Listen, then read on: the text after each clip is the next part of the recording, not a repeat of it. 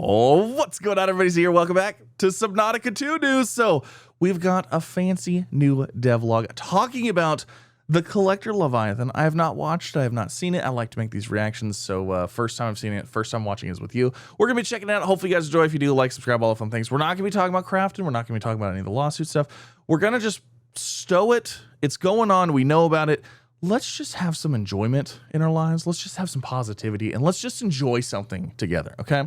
I'm not saying we're overlooking it. We know, but we're going to just have a good time, all right? Cool. Let's do it. Subnautica 2, creating the Collector Leviathan. We're going to watch this through, probably, and then we'll go back and nitpick, because that's what we got to do. We got to dissect it. Okay, it already looks sick. It actually looks really scary.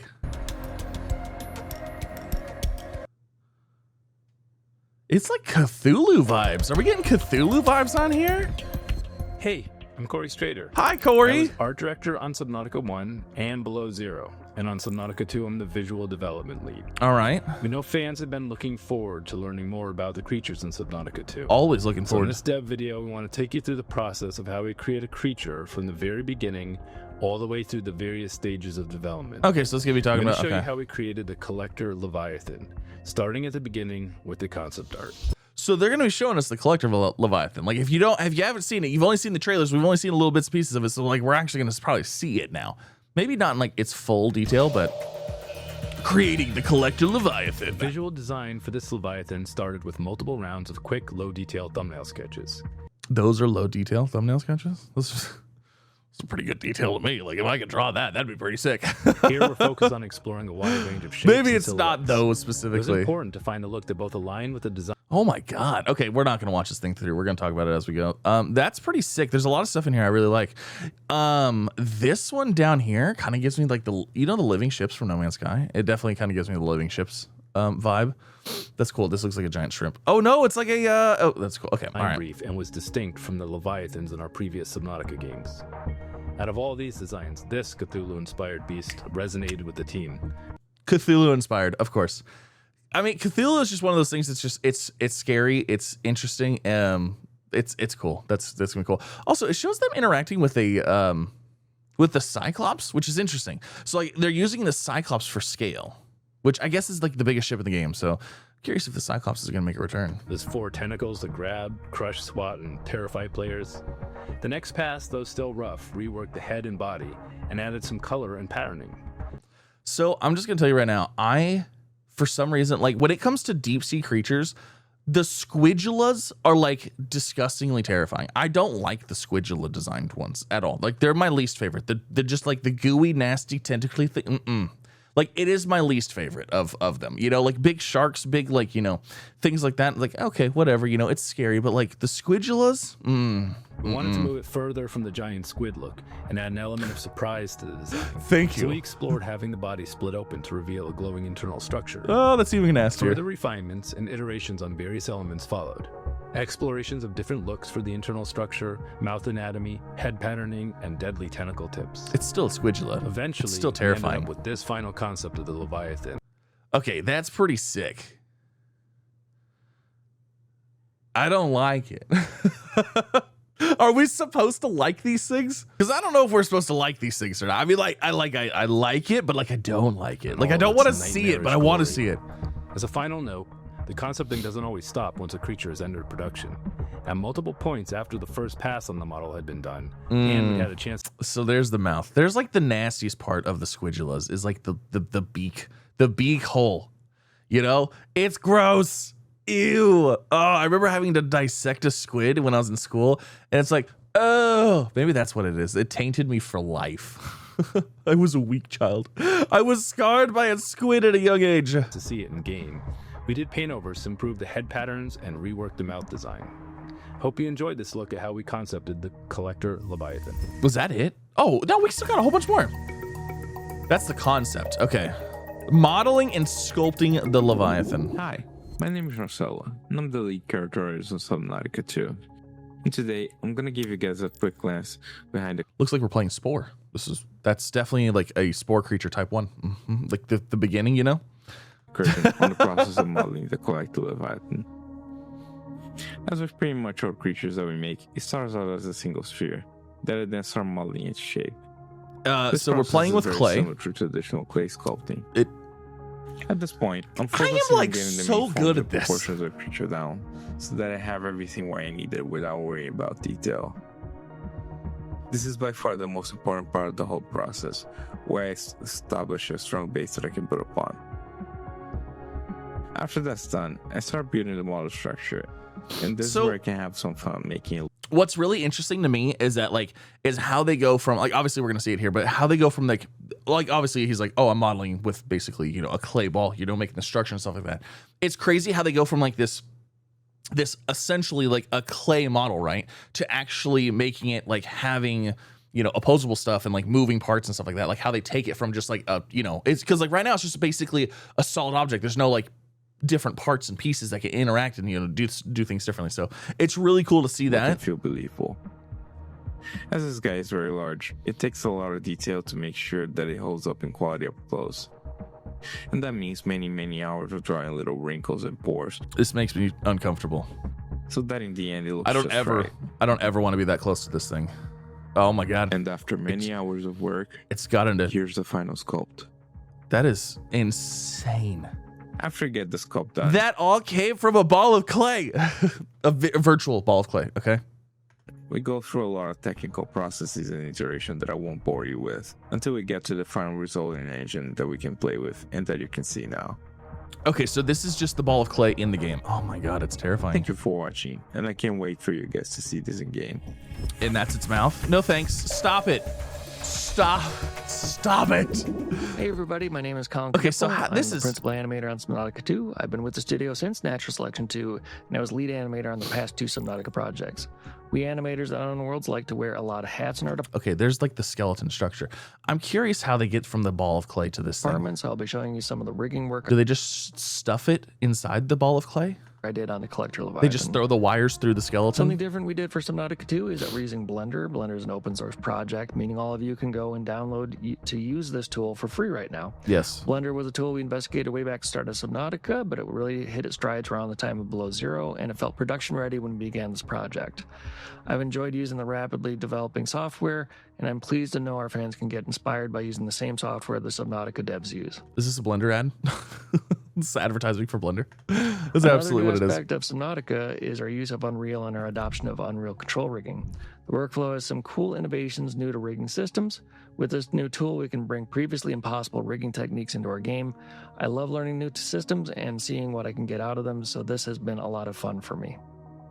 What control rigs have allowed us to do is build our cinematics within our game world. I don't know what any of this is. With this, we can build nuanced and exciting cinematics faster than we could very have good, dreamed though. with our previous tools.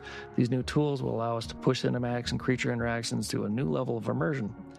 The Collector Leviathan has been a labor of love for a while now. I think we have a great team on it, and I hope you all enjoy this new terror when Subnautica 2 comes to early access. Thanks for watching. Which is going to be when?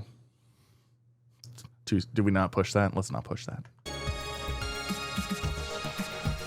Hello, my name is Stefan Sorensen, and I am the senior technical animator on Subnautica 2. And wait, hold on. Okay, so did they bring that model into Blender and then remake it in Blender, or did they? I don't know. in this video, we're going to discuss the tentacle animation tech that I worked on for the Collector Leviathan.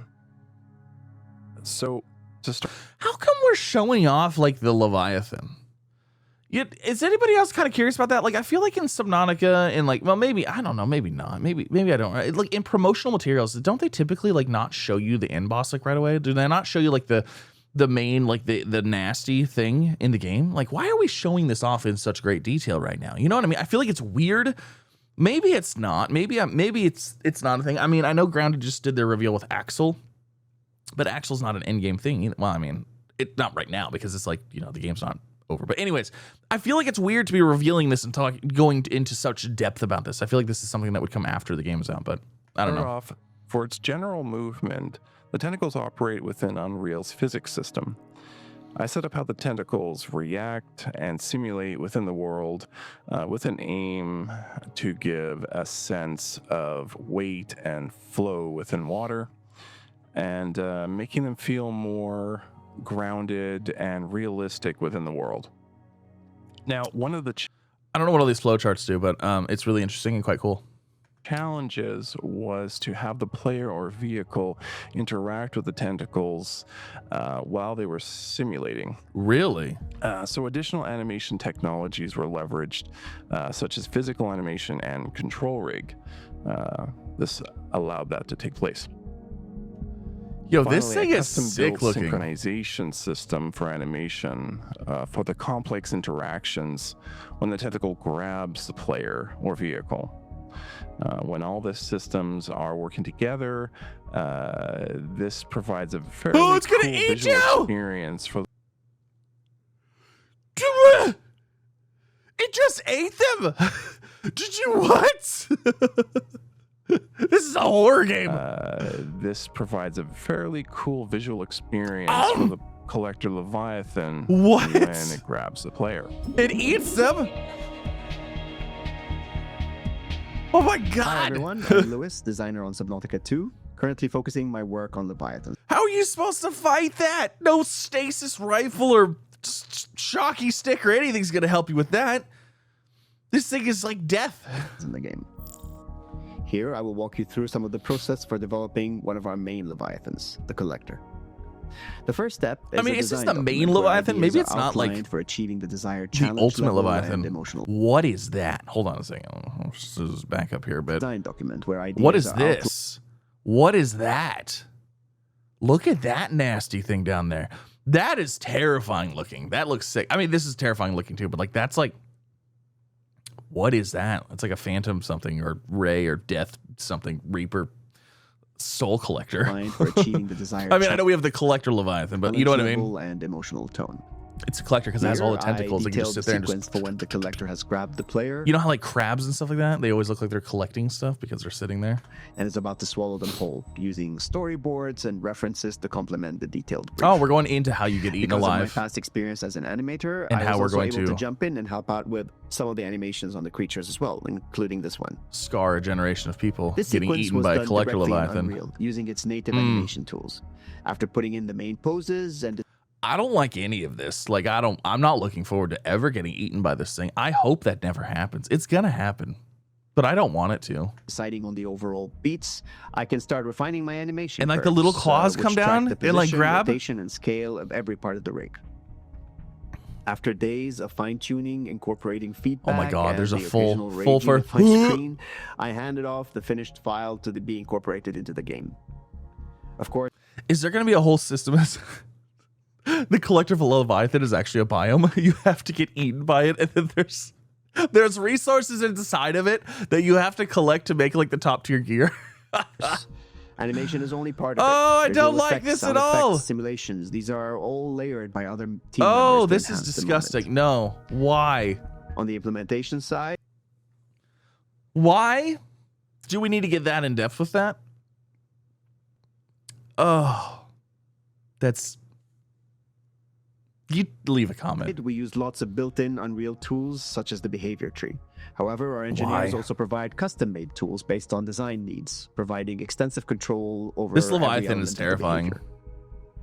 From I'm not general looking forward to this one at conditions under all. which the creature appears, to its speed and weight, to its moment-to-moment decision-making, based know- on the environment as well as the player's actions.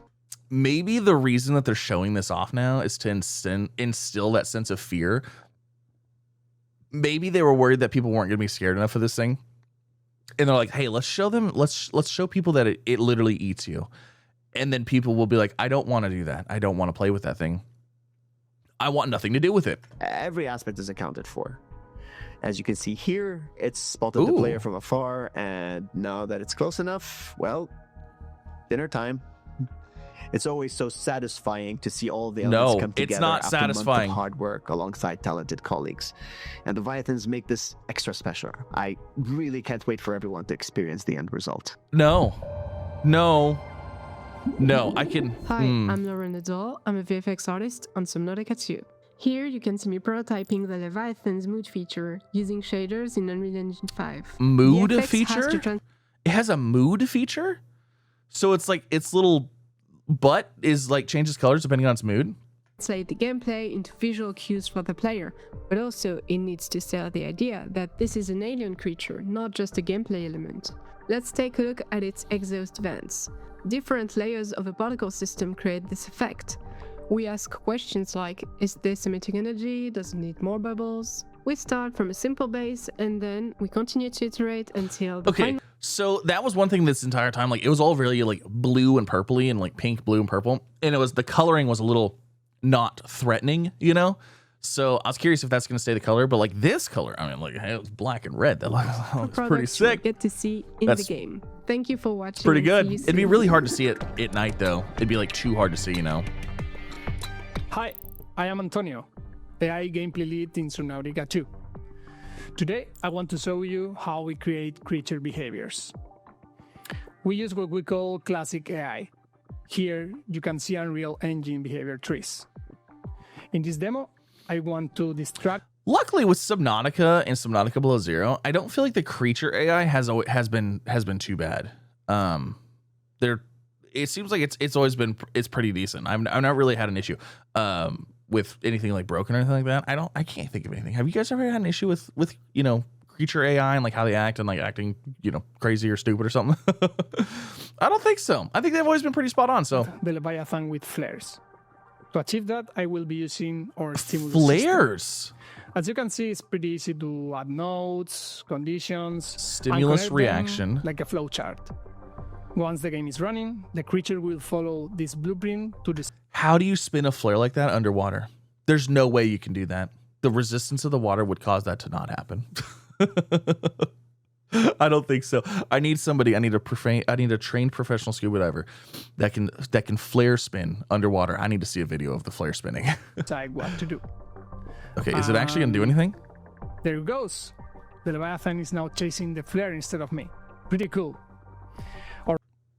I don't think it was chasing it, but also just saying, if you threw a flare at a giant squid, that flare is going to burn the snot out of that squid. Those flares burn extremely hot.